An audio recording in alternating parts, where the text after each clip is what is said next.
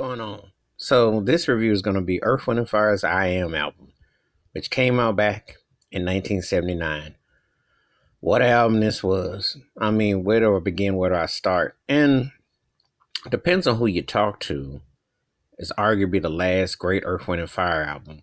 And if that's how you feel, then what a banger it was. Because their run from 74 to 79 was no joke.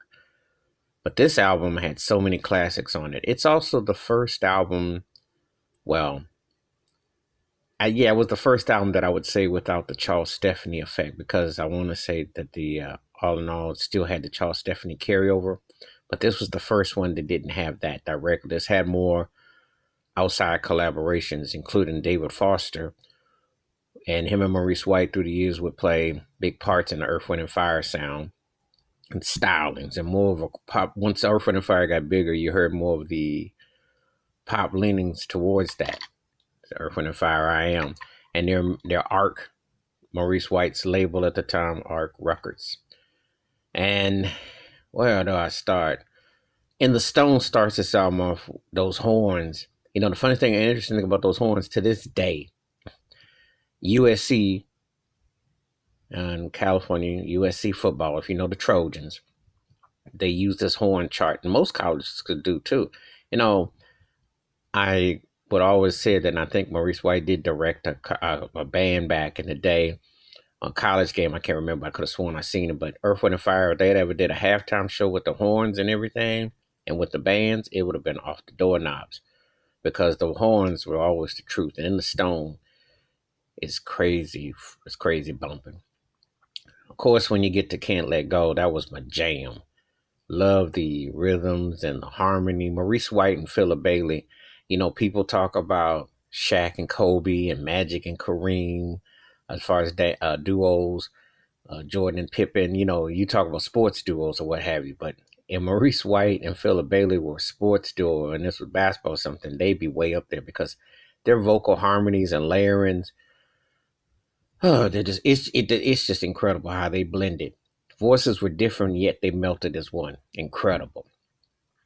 "After the Love Is Gone," what a ballad. First time that a slow cut really, I always say between "After Love Is Gone" and "She's Out of My Life" by Michael Jackson, and they both came out in 79. It's like two of them slow cuts that always kind of prepared you for the future, if you will. Not knowing what that all meant at that time, because you're just going through puppy love, but those kind of songs prepare you for what's to come.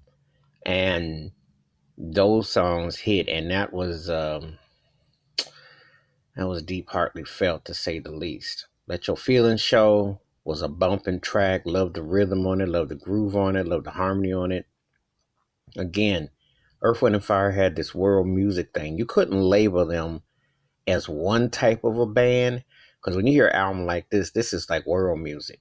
Even when you look at the album covers with the pyramids and the sun and the light, they were a deep reflection from the motherland to every land, to Egypt to everything. And Maurice White's concepts were incredible. Rest in peace. He was a goat. He was a goat. He was one of the greatest ever. And Philip Bailey, timeless. Al McKay on the guitar. Earl Johnson on those drums.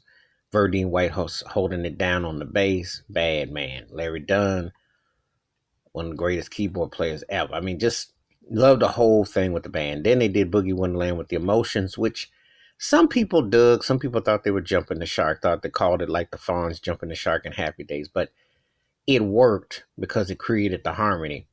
And it's still, compared to what ends up happening over time, still a nice rock. Um, like Star, Philip Bailey sounded really good on that. If you are ever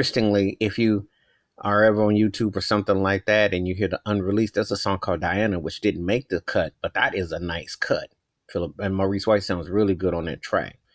Time with the Phoenix horns, the arrangements, the productions. It's another stellar Earth, Wind and Fire. It's a classic album. Um, One of the best albums I've ever heard in my life, and huge Earth, Wind and Fire fan. I always loved the elements and what they represented. And if you ever got a chance to see this particular tour during that time period, because I was a little too young at the time, but this was off the doorknobs. If you even get the chance to see it on YouTube, or even get a chance to see it, you got to see how they was holding it down. Because they're still like the baddest, so the baddest like I've ever seen, and some bad boys. But anyway, that is my take on Earth, Wind and Fire's classic 1979 album, I Am. Rest in peace to the late great Maurice White.